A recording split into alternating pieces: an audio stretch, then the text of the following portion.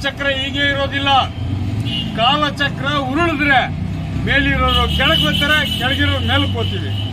ಹಾಗೆ ಇನ್ನು 20 ವರ್ಷ ಈ ದೇಶದಲ್ಲಿ ಕಾಂಗ್ರೆಸ್ ಪಕ್ಷದ ರಾಹುಲ್ ಗಾಂಧಿ ಅವರು ಎಮರ್ಜ್ ಆಗಿದ್ದಾರೆ, ದೇಶದುದ್ದಗಲ ಪಾದಯಾತ್ರೆ ಮಾಡಿದ್ದಾರೆ.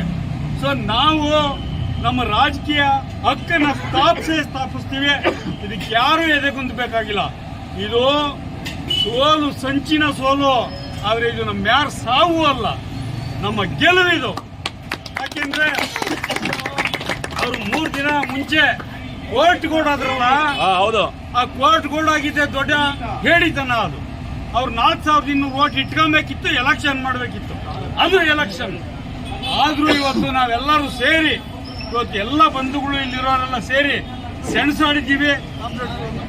ನಮ್ಮ ಅಭ್ಯರ್ಥಿಗಳಾದ DCMA ವೆಂಕಟೇಶ್ ಅವರು, ನಮ್ಮ ರಾಮಮೂರ್ತಿ ಅವರು ಜನರಲ್ಲು, ನಮ್ಮ ಜಗಪ್ಪಿ ಅವರು, ಹಾಗೆ ನಮ್ಮ ಗೋಪಾಲ್ ಅವರು, ನಮ್ಮ ಮಹೇಶ್ ಅವರು, ನಮ್ಮ ಮುನ್ರಾಜಣ್ಣವರು, ಯಾದವ್ ಮೂರ್ತಿ ಅಣ್ಣವರು, ಹಾಗೆ ನಮ್ಮ ರವಿ ಅವರು, ಮುತ್ತಳ್ಳಿ ರವಿ ಅವರು, ಪದ್ಮಾವತಕ್ಕ, ಹಾಗೇನೆ ಮಮತಮ್ಮ, ಮತ್ತೆ ನಮ್ಮ ನಟರಾಜು, ಏನು ಕೆಂಪಣ್ಣನವರು, ಹಾಗೆ ರಾಜಣ್ಣ ಮುನ್ರಾಜು, ಹಾಗೇನೆ ನಮ್ಮ ವೆಂಕಟೇಶ್ ಮುನ್ರಾಜು, ನಮ್ಮ ವೆಂಕಟೇಶ್ ಅವರು, DCMA ಎಲ್ಲರೂ ಕೂಡ ಫೈಟ್ ಮಾಡಿದೀವಿ.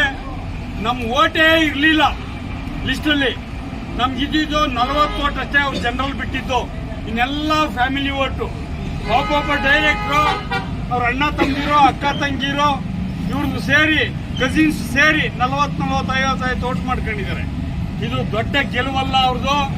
ಅವರು ಮೊದಲೇ ಕೋರ್ಟ್ಗೆ ಓಡೋಗಿದ್ದಿದೆಯಲ್ಲ, ಅದು ನಿಜವಾದ ನಮ್ಮ ಗೆಲುವು.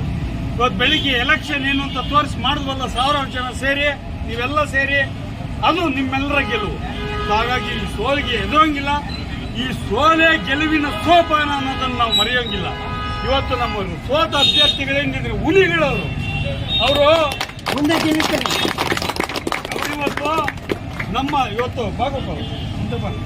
ಇವತ್ತು ಅವರು ಸೋತಿರ್ಬೋದು, ನಾಳೆ ಕಾಲಚಕ್ರ ಉರುಳುತ್ತೆ, ಇವ್ರು ಗೆಲ್ತಾರೆ.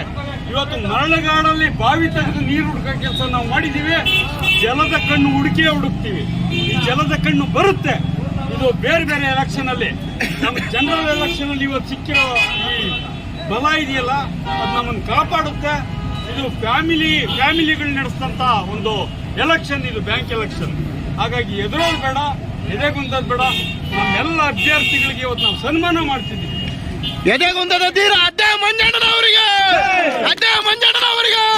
ವೆಂಕಟೇಶಣ್ಣನವರಿಗೆ, ರೈತ ಸಂಘಕ್ಕೆ, ಕಾಂಗ್ರೆಸ್ ಪಕ್ಷಕ್ಕೆ.